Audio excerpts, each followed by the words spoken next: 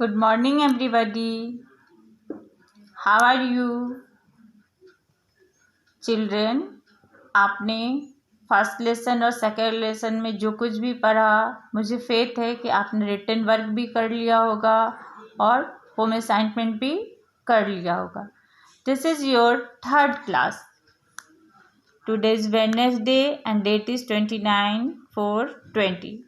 Chapter 2 long chapter है, इसलिए short way में मैंने आपको पढ़ाया है.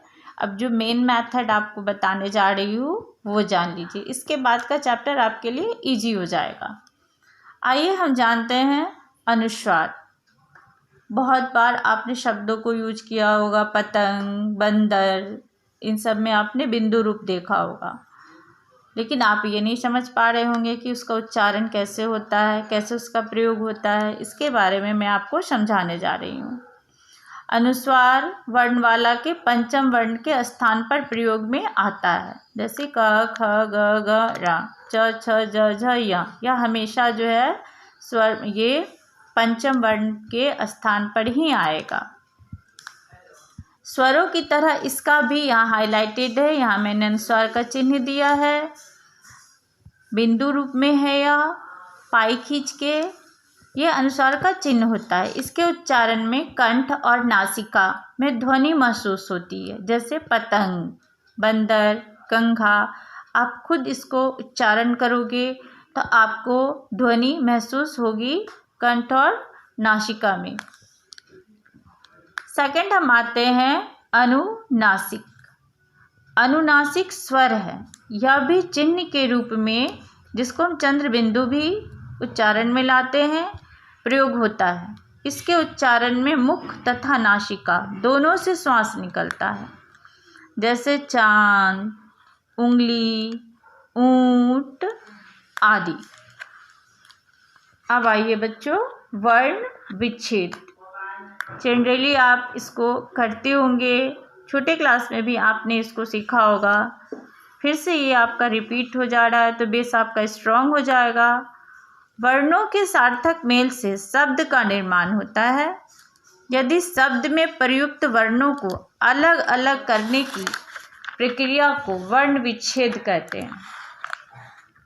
जैसे मित्रता, ठीक है, ये शब्द है, ये वर्णों को मिलाकर बना है. अब इसको अलग करने की प्रक्रिया. माँ में देखिए हर्ष मात्रा प्रयोग में आया है. हर्षी. माँ जोड़ ई जोड़ त जोड़ अ जोड़ त जोड़ आ. ठीक है. स्वागत. स व जोड़ आ जोड़ ग जोड़ अ जोड़ त जोड़ अ. ठीक है. इसी प्रकार से आपको वर्णों का विच्छेद करना है, जो आगे मैं होमवर्क में आपको दे रही हूँ. संयुक्ताक्षर. एक से अधिक व्यंजन जब जोड़कर बोले या लिखे जाते हैं तो वे संयुक्ताक्षर कहलाते हैं. जैसे छ पक्षी, क्षमा आदि एग्जाम्पल है. ज्ञ ज्ञान, ज्ञानी, यह भी एग्जाम्पल है. Now your second chapter is the end. और अब मैं आपको होमवर्क असाइनमेंट दे रही हूँ. आपको इस पेज को आप क्या करना, मोबाइल से जूम करके आप अपने हिंदी लैंग्वेज की कॉपी में लिख लेंगे. एक एक एग्जाम्पल मैंने बता दिया है और उसी आधार पे उसको आंसर करेंगे. ये देखिए यहाँ पे डेट है class 7 Hindi language, Swati Singh, chapter 2. Homework आपका, निम्न प्रश्नों का लिखित अभ्यास करें दिए गए उदाहरणों के अनुसार. निम्न शब्दों में किस स्वर की मात्रा लगी है लिखो. आपका शब्द है प्रज्वलित. ठीक है.